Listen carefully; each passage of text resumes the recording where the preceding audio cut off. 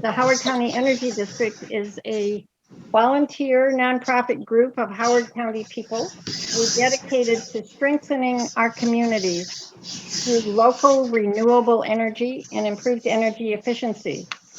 Using energy more efficiently and increasing the amount of renewable energy helps keep money local. In other words, we're not paying as much to utilities that are owned by shareholders in other states.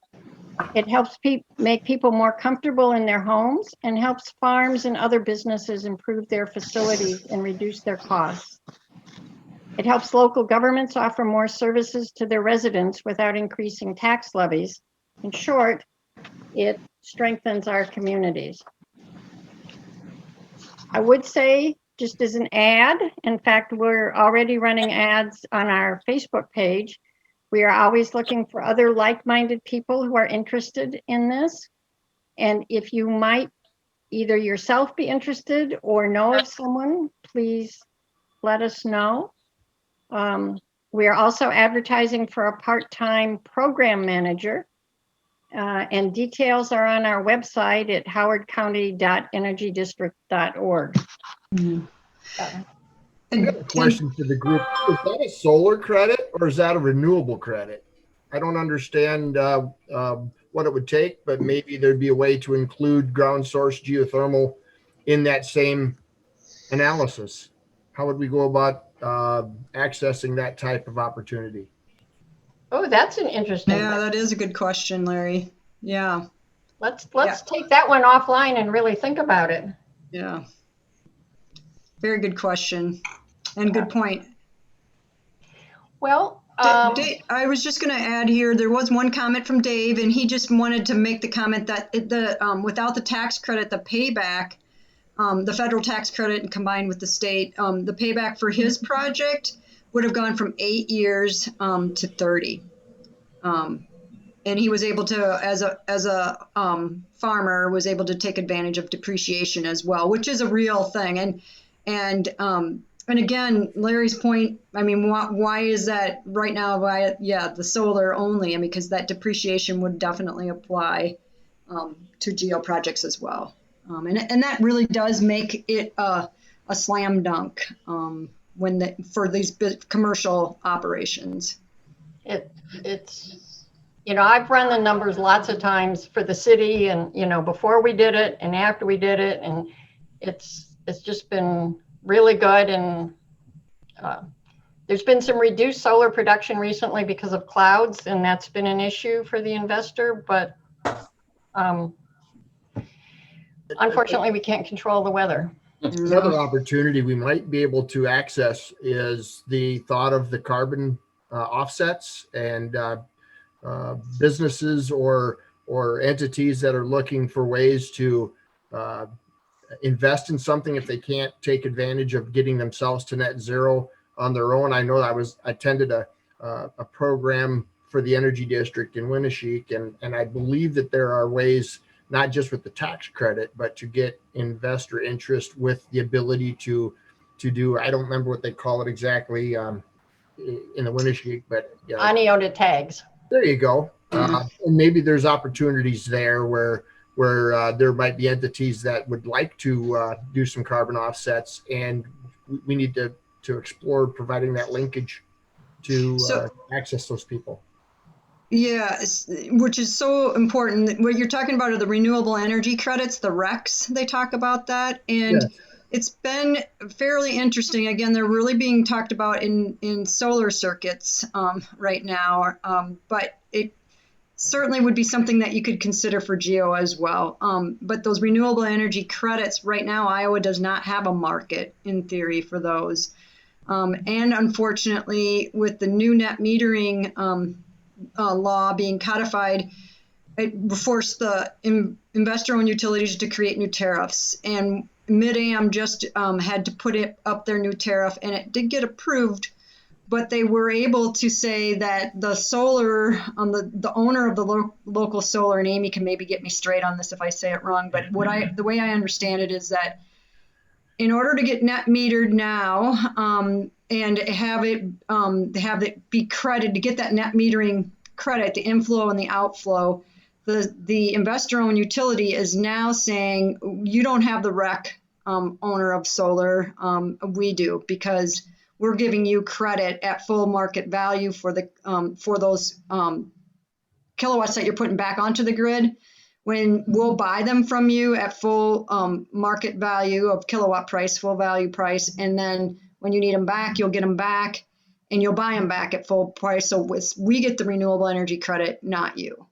And that helps them with their business model. But Amy, I don't know how badly I butchered that. No, that's right, but that's probably a whole nother Yep. Yeah. session. Yep. Right. It is. Yeah. It's another layer, another nuance for sure. So I have that house here, and those same two gentlemen did an excellent job putting all that in for us. It's been I'm heating and cooling 4,000 square feet at $260 a month with Alliant Energy up until I started with my solar a couple of days ago. So we're really pleased with it. Thank you. Yeah, solar and geo pair really well together. Larry, when they did the project in Lime Springs, how did the geothermal compare to other systems that they looked at, both long and short-term cost and other aspects as well? One of the driving factors for the community center and the fire station was that it was already geothermal, but it was a water source geothermal. So they were using a significant amount of water flow on the city's production to flow the geothermal units. And what was happening is they were flowing so much water that they were actually lowering the temperature when they were discharging from the building, and it was lowering the temperature at the wastewater treatment plant, which was then causing issues with the bacteria needed to do the breakdown. So they had the decision to continue the energy saving from the heating and cooling to go with a closed loop system to free up the water use for other sources that they could sell the water, and then use the closed loop system, which circulates a pre-mixed controlled solution, and use the efficiencies of the heating and cooling equipment with the ground loop. And they were able to then have less issues with the wastewater treatment plant, and could sell that water versus needing to have that water for the use at the station. So Larry, maybe I missed that, and there were a couple times when the video was pausing. But do you have the numbers on that for Lime Springs for that conversion from basically must have been an open or a pump and dump to a closed loop? Yeah, Steve Johnson shared that in his portion, but they estimate saving about $5,400 per year. Wow. Stopping that and going with the closed loop system. And that's the big benefit when you're looking at community resources, that the long-term low life cycle cost is contributed to by all taxpayers. And when you can save those types of resources and use them for other venues or avenues, that's a lot of fire equipment or a lot of other things that the community can apply that money to versus using it for energy consumption. Mm-hmm. Great. Yeah, this is Donna Thomas, and I'll put a quick plug in for the geothermal system. At the bank here, of course, we have that system, and as the bank manager, it's nice for me. We have our temperature set in the building, and if you remember back in October when we had 80, 90 degree days, a couple days later we had 35, 40 degree days, and we were back up to 80 and 90 degree days. And I've got all the employees in here trying to, do their job. I never have to mess around very often with the thermostat. The system just keeps us at a constant temperature within 2 or 3 degrees, and makes my job a lot easier when I'm not trying to run back and forth to the thermostat and try to keep everybody in a comfortable temperature when the weather outside is changing by the minute. Great. Little advertisement for you, Larry. Well, thank you. I couldn't have said it better myself. That was wonderful. Plus, I was impressed that they got that apprenticeship program certified. That really does speak loudly to those jobs that are partners to the renewable energy. When you think of solar panels, many of those are pedestal mounted panels, like in Lid's situation, and they will have companies who do directional boring like we do for geothermal to put in conduit piping to run the wiring through. And those types of jobs require you to be an equipment operator on the job site or a truck driver to get it to and from. And then you're doing your own maintenance work. So it really is important to know that the renewable energy sector is not just about installing the panel on its mount or putting the geothermal loop. Right. There's a lot that goes around that provides jobs in this area. Larry, are the wells always vertical or can they sometimes be horizontal? They can be in a number of configurations. Vertical is the option for drilling straight down into the ground. The biggest source we use right now are the directionals. We use a directional boring system to insert the loop piping in a horizontal capacity, and that's nice for being able to put them in developed yards. They can be passing right underneath developed landscape. They can go underneath buildings. So as long as you get those into a consistent heat source, deep enough in the ground so that the temperatures stay consistent, we try to shoot between 15 and 20 feet in depth when we're doing our horizontals. That would give you some flexibility in case you wanted to build something that had footings or of that nature. One of the most efficient sources is known as the pond loop. So even deep water provides 100% contact with the piping. And if it's deep enough, that water at the bottom of a lake or a pond stays about ground temperature, that 50-degree level. So it can be vertical, directional, pond loop, hand dug in place, called slinkies. So there's any number of ways it can be accomplished. We just work with each homeowner to help them develop the most economic way to do that on their land. Plus, there are commercial systems like in West Union. Jolene, did you want to say just a few words about West Union? I think that's a really interesting system. Yeah, it's sure. So West Union was a pilot project for with the Iowa Economic Development Authority back in 2008, and they were looking for a green pilot project participants, and so they selected West Union, and they were in need of some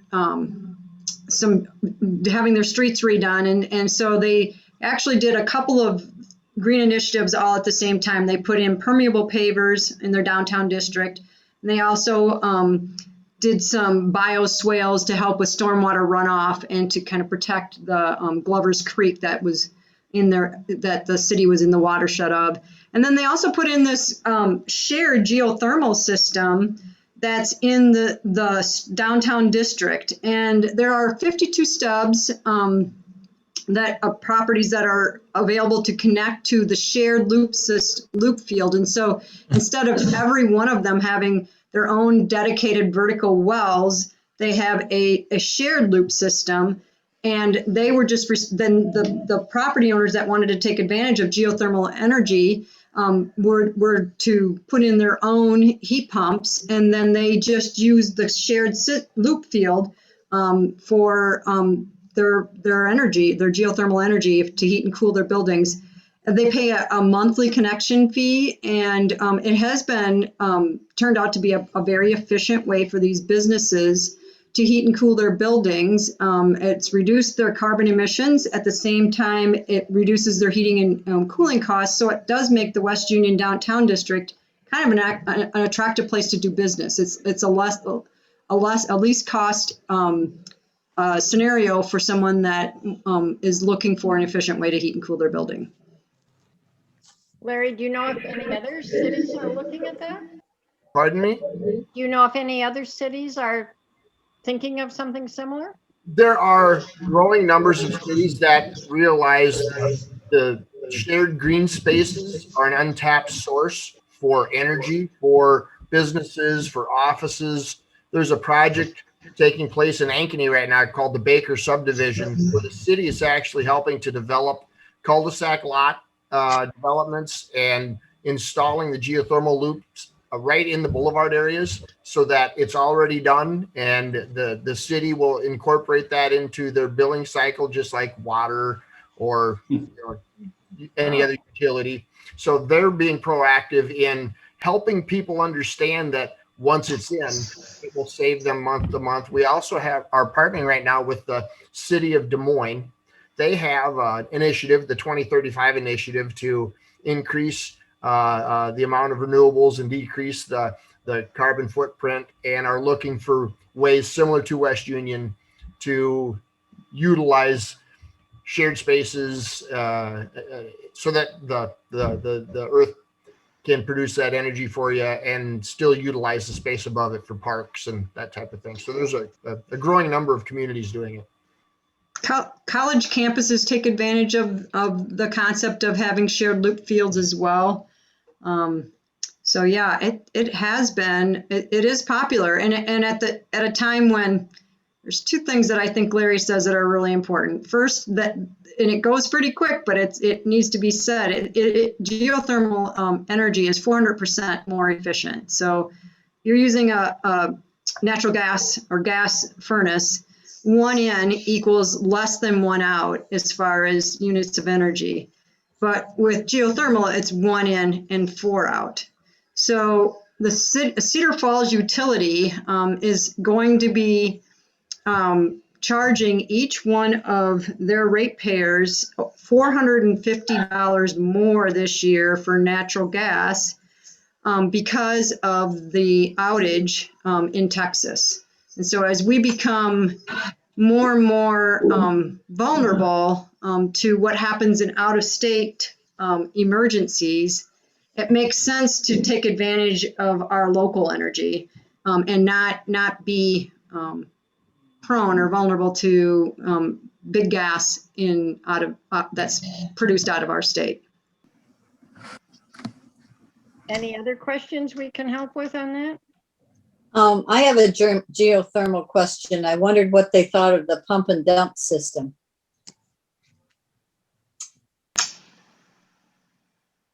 The pump and dump, or the pump and reinject systems, they're very efficient. It's the water quality that can become problematic. Water contains minerals, elements, iron, and depending on the source that you're drawing from, that water has to pass through very small components, fins inside of the pumping system. So the success of the free water sometimes creates issues when the components have to be de-limed and demineralized, or water has to be treated. So we find that maintenance on a closed system is minimal, where you can have a really clean water source with low calcium content, low iron, that's fine. Or you might run into a situation that does have high mineral content, and you end up trading some of your savings with annual maintenance. The other issue that municipalities are running into is they want to kind of control their clean water source, and being able to install new pump and reinject or pump and dump systems is discouraged in many cities that prefer less penetrations through their confining layers to keep their drinking water sources clean. So Plus, Steve Johnson mentioned that in Lime Springs that they used to have a pump and dump system, and that was expensive because you're essentially paying to pump the water out of the ground and then just throwing it away. That's exactly what we replaced at that fire station. And you're right, Amy, the pumping power it takes to pull water out of the ground, you're looking at multiple horsepower motors, where you can circulate a closed loop with a tenth of the power. to circulate the same water exchange volume? We have a pump and dump system, and we installed it almost 20 years ago. And while our system had a lot of issues actually with the heat pump itself, and it just wasn't. There's all kinds of problems with the way our system was installed 20 years ago. But that now that we have the actual heat pump running the way it should, it's better. But we would change it in a heartbeat. If we could go back and redo it, we would have put a ground loop in or some wells. But yeah, everything Larry said are all things that we've experienced. So we haven't won on geothermal, but we do love it because it works now. It's very comfortable.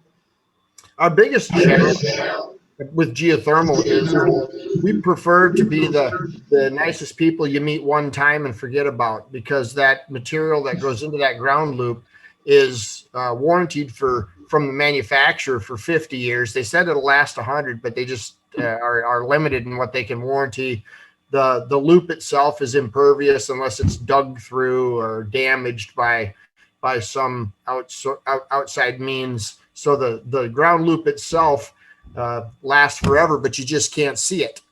So that's the glamour of the visual aspects of the solar panel with comparison to the geothermal loops that they're in the ground. You're intended to forget them. There's nothing that needs replacing in 5 years or 10 years or 15 years or 20 years or at all. Once the loop's in the ground, they're yours. You own them, and they produce BTU energy, 24 hours a day, 7 days a week. So that's the upside to that type of a closed loop system. Try not to forget about you, Larry. Good partnership. It really is. There's a big difference between energy avoidance and energy production. And that had been a problem at the federal level for quite some time. And it's finally been corrected that if you're 400% efficient, that means you're using 1 watt of energy to produce 4 watts, where, 20 years ago, if you told somebody you had a 97% efficient furnace, they were just in awe. You mean if I spend $1, I'm getting 97 cents back? That's awesome. And now if you spend $1, you're getting $4 back on a geothermal operation. By far and away more efficient. Yeah. Okay, we will try not to forget about Larry. Are there any other questions? Hi, this is Kara. I just had one question about the geothermal. As far as the way that the different ways that you can install it, if it's installed higher above the ground, and when we have those very cold temps back in February, would that affect, like, the ground temperature? Would that affect the efficiency of the system? The efficiency of your system can be caused by the geographic location. So if it was installed without being deep enough in the ground to avoid any frost depth, we had this, if you remember, a couple of years ago when it got down to 40 below zero, but we didn't have any snow cover, and there were a lot of communities that had frozen water pipes. Oh yeah. That penetrating cold can impact the amount of heat that's still in the ground around the pipes. What we see more often is people that are either trying to do it themselves or not using, as Amy pointed out, just like in the solar field, reputable people to size your home. So that piping that goes in the ground is kind of like the radiator in your car. If you tried to put a very small car radiator in a very large tractor trailer, the engine would overheat. So that is a bigger impact of not sizing the equipment correctly to the amount of piping you put in the ground. And the other issue we've seen is many times people will put in a geothermal system and then put an addition on the house, but not tell anybody that there was 800 square feet added. So then they're trying to heat or cool that space, and they see it most in the heating season, where they end up taxing the loop field because it's been added to, but they didn't really say anything about adding loop to that system. So Larry, if your pipes are deep enough, frost isn't a problem, correct? Correct. And if your pipes aren't deep enough, closed loops contain antifreeze. Like we use propylene glycol mixture. So that solution will still flow down to as low as 15 degrees. So they're protected to avoid that potential ground freeze if the frost does drive down. It's another good reason for vertical loops then, right? Right, Larry? I mean, then you don't have those issues with frost. Correct. Of course, mini splits work well in a home, and LEDs work everywhere. So anybody who doesn't have LEDs in their house, that's like a no-brainer. Mini splits will work really well in a house that has a water heating system like ours does. It's an older house with radiators, so you don't have an option for central air. So it's a nice way of using air conditioning and then also heat also. That's a good How many do you have in your house, Jim? We have 3 in our house. Yeah. No, I take that back. We have 4. So 2 upstairs and 2 downstairs. They're kind of spread out. So do you use your other heat source, or is that your only heat source? We use our other heat source When it's really cold? When it's really cold, yeah. We use the mini splits in the spring and the fall, basically. Sure. Yeah, that's kind of how we are too, usually. So in summer. Yep. Yep. And I have the non-mini, the big air source heat pump. And mine is a lot older than you guys is, so it only goes down to about 30 degrees. But even so, that takes the shoulder seasons off. And as Roy said, it'll run in even sometimes in January. And boy, is it reduced my natural gas usage. Jolene, won't they go down now almost to like 0 or so? Haven't I heard? The air-to-air heat pumps, yeah, I think that they are. The one that we were looking at, and that was 2 years ago now, was going down to 0. We didn't end up doing it. We have a geothermal system that we got running back the way it should have been running from the very beginning. So now we love it. But yeah, I think they do go down to 0. The air-to-air. Yeah, geothermal is the ticket. And it really pairs well with solar too. Mm-hmm. Yeah. Well, I was impressed. I was just going to tell Roy that after participating in this, we had ballast fixtures at our shop, and we would do the LED ballast compatible bulbs and Sure. Plugins. Mixed array as you went from fixture to fixture. And after going through this session and listening to you talk, we worked with Bob's Electric since we did the first video session here and upgraded all the lights in our office. So you had a pretty. It was huge for us. That was awesome to get that done. I noticed the staff coming in and saying, "Wow, it's just so much brighter in here." So much, right. Just that it was a really positive thing for the employees, as well as we don't get as much retail customers, but we get deliveries and the staff notice. So yeah, it made a big difference. So Roy, you can apply for your commission to Bob's. There you go. There you go. Yeah. He was here visiting today, so maybe he'll take it off the bill. Yeah, you talked to Dale. Yeah. Well, and that's the same story that we got at City Hall for the city of Cresco. We reduced the number of fixtures and improved the lighting quality, and all the people who work there comment on it. I just want to talk a little bit about the mini splits. The American Legion remodeled its 2 apartments, and we put mini splits in. And the biggest reason we did that was because the cost to heat and cool them small apartments, the cost of those mini splits was like 50% of what a normal air conditioner and furnace would have cost us. And so that's what that way. And we do have a little freezing problem with ours. And so